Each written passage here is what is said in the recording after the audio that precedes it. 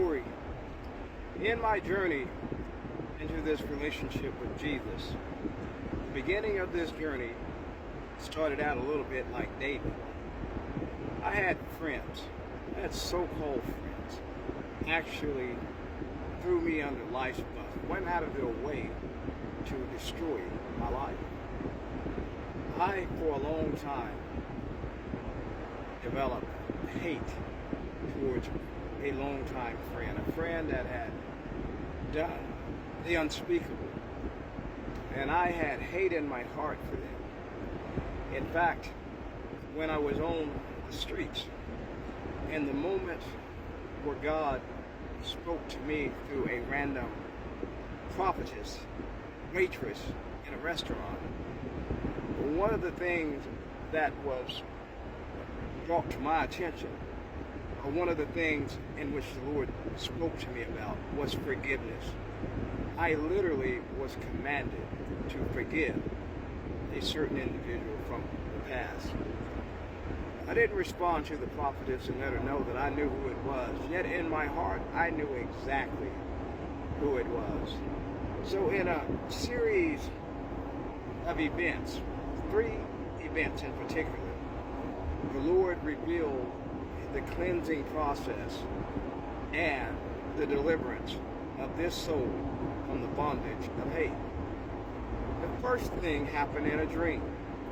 In a dream, this individual was in the dream, and I let them know in the dream that the Holy Spirit had in fact confirmed that they had set out to destroy my life. In the dream, I expressed forgiveness for them. I told them the following words: "You meant this for evil, but God meant this for good." That was step 1. Actually, step 1 might have been in the restaurant when the word was brought to me. Step 2 might have been when the word was brought to me a second time in a dream, confirming that my spirit understood that forgiveness was necessary. The third thing was that I actually wound up writing a letter to this individual and letting them know that I had the most amazing journey imaginable going on.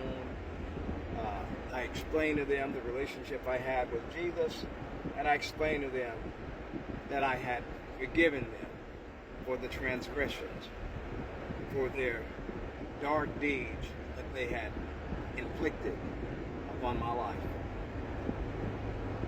The fourth thing that happened was this very same individual called me one day and asked me to help them out with a project where they were in trouble. In fact, they wanted me to utilize my diplomatic skills to pull them out of a pickle of a problem.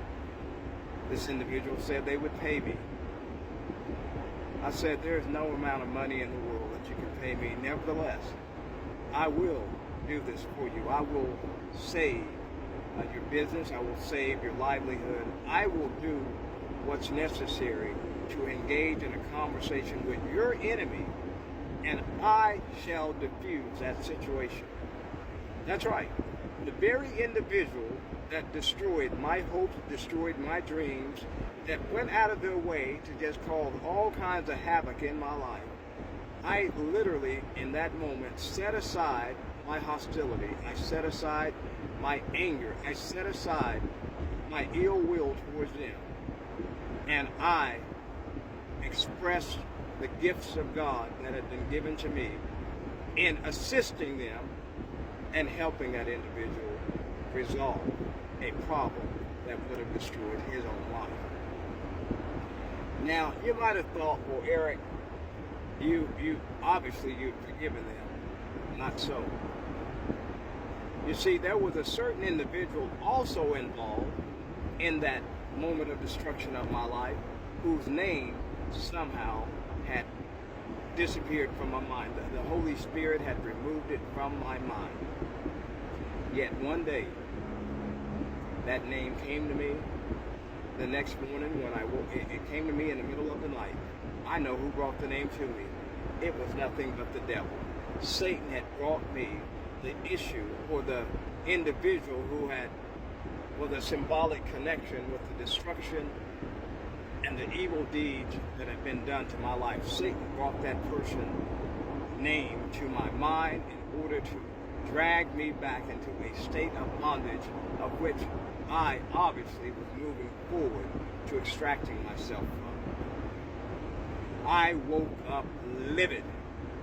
I wanted to inflict great harm on this individual.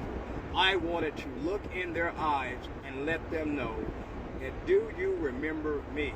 I am the individual that you did all of these dark deeds to. Yet, my ex at that time, I called her and shared with her my mental state of mind, my emotional state, the anger, the reality that I was brought back to the past moment of the destruction, the moment when those evil men went out of their way to harm me, and I was going to get even. I was going to set the record straight. My friend, to her credit, begged me, pleaded with me as I stood in my front yard that morning, begged me and pleaded with me not to do it. Her exact words to me were, Dangerfield, that's not you. That's not you. See, that's what we've got to understand when it comes to forgiveness. Forgiveness takes us to a state of existence to where we are no longer stuck in the bondage of the dark deeds, dark situations, the pain, the anxiety, the distress, the harm that was inflicted in our own lives. Forgiveness takes us out of bondage and places us in a state of grace.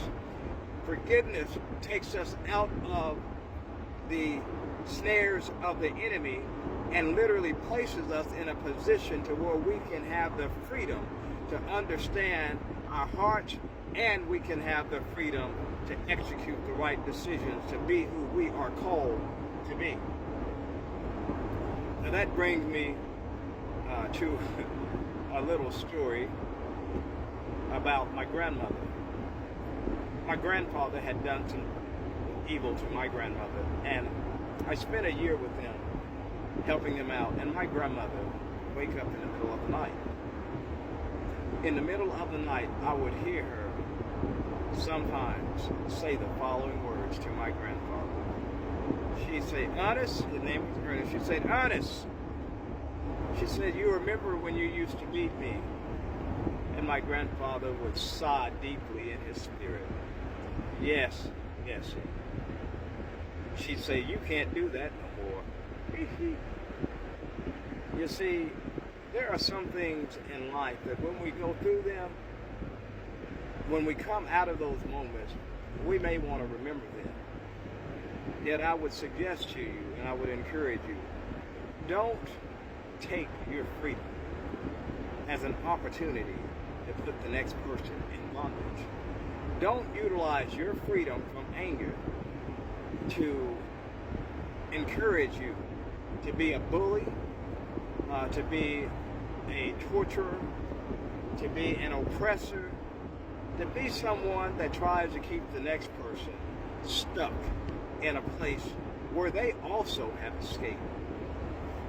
We need to make sure that we don't allow anger and unforgiveness to take root in our heart. These things defile many because they produce bitterness.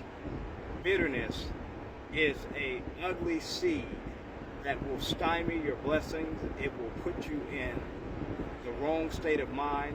It will blind you to the things of God. It will cause you to be deaf to the voice of God. Forgiveness and the freedom that's in Christ opens up a way for us to hear more clearly and to understand more clearly the gift of God, the blessings of God, the word of God being spoken to us. So that's the word. Forgiveness may not be overnight, yet if you work on it, you'll get there. Make your salvation and election sure.